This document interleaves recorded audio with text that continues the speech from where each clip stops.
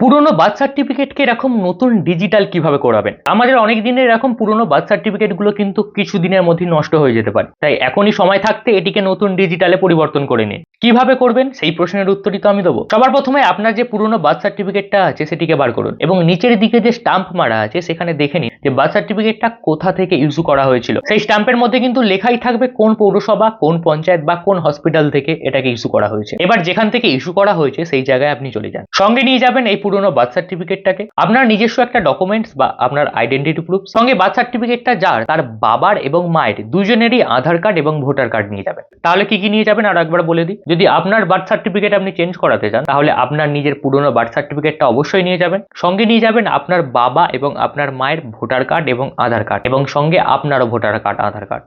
তারপর ওই যে বার্থ সার্টিফিকেটের নিচে যে স্টাফ মারা রেজিস্টার অফিসটা ছিল বা যেখান থেকে অ্যাপ্রুভ করা হয়েছিল সেখানে চলে যান। সেই অফিসে যে ডিপার্টমেন্ট থেকে জন্ম এবং মৃত্যু সার্টিফিকেট দেওয়া হয় সেখানে গিয়ে এগুলিকে সাবমিট করুন। দেন আপনাকে আপনার মোবাইল নাম্বার দিতে হবে এবং সেই মোবাইল নাম্বারকে কাজে লাগিয়ে একটি অ্যাকনলেজমেন্ট নাম্বার তৈরি করা হবে এবং সেই নাম্বার থেকেই আপনি আপনার ডিজিটাল বার্থ সার্টিফিকেট ডাউনলোড করে নিতে পারবেন এবং অনেক ক্ষেত্রে তারাই ডাউনলোড করে একদম প্রিন্ট করে আপনাকে দিয়ে দেবে। তাই ভিডিওটি এখনই শেয়ার করে সবাইকে জানিয়ে দাও, কারণ বেশিরভাগ মানুষের কাছেই এখন ডিজিটাল বার্থ সার্টিফিকেট নেই।